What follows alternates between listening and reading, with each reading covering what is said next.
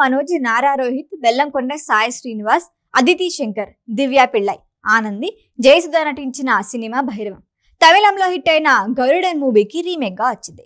నాంది, ఉగ్రం లాంటి హిట్స్ తర్వాత కనకమేడల తెరకెక్కించిన సినిమా ఇది. మే 30న థియేటర్లో విడుదలైంది.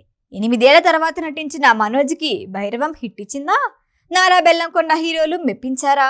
రివ్యూలో చూసేద్దాం.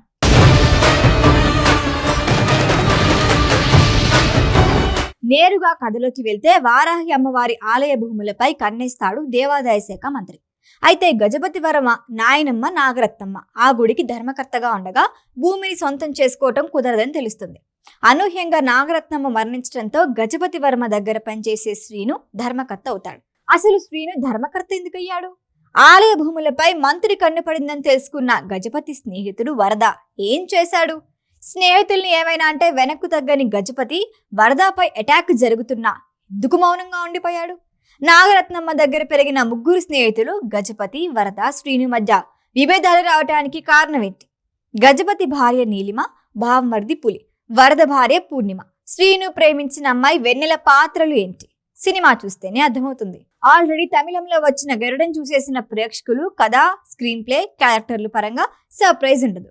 అలా గరుడన్ని దించేశారు.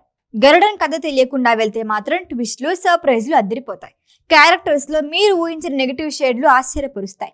సాధారణంగా రీమేక్ సినిమాలు తీసి మెప్పించడం అంటే మాటలు కాదు.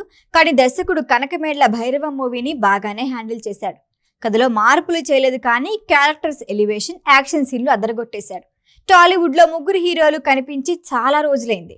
రోహిత్, మనోజ్, శ్రీనివాస్ కి రీలాంచ్ ఇవ్వటంలో విజయ్ కనకమేడల సక్సెస్ అయ్యాడు. స్టార్ హీరోల సినిమాలకు తగ్గకుండా తెరకెక్కించాడు. టెక్నికల్ పరంగా సినిమా హై స్టాండర్డ్స్ లో ఉంది.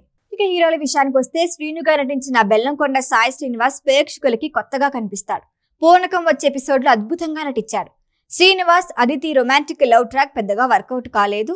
ఇక గజపతిగా నటించిన మంచు మనోజ్ ఇరగదీశాడనే చెప్పాలి.